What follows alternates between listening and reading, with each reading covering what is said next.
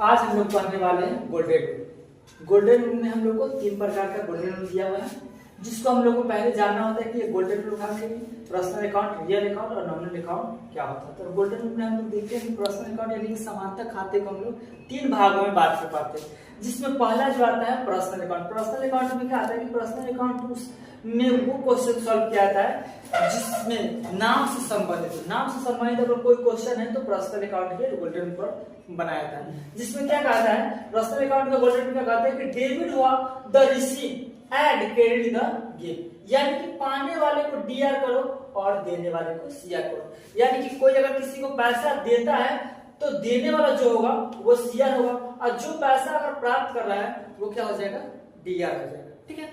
Real account में क्या होता है, रियल अकाउंट में आता है संपत्ति से संबंधित, यानी कि संपत्ति जो संपत्ति से संबंधित होगा ना उसको हम लोग रियल अकाउंट गोल्डन पर बनाएंगे। तो गोल्डन क्या कहता है कि debit what comes and credit what goes out, यानी कि जो आता है, जो भी आएगा संपत्ति उसको हम लोग बीआर करेंगे और जो संपत्ति जाएगा उसको हम लोग सीआर करेंगे। वही नॉमिनल अकाउंट में कहता है हमारा तीसरा जो गोल्डन रूल होता है और आखिरी वो ये कहता है कि नाम, खर्चा, हानि, इनकम, एक्सपेंसेस इत्यादि से संबंधित होगा तो उसको नॉमिनल अकाउंट के गोल्डन पर बनाएंगे। इसका गोल्डन कहता है कि all expenses and losses are debit, यानी कि सभी खर्च और हानि को डीआर करेंगे।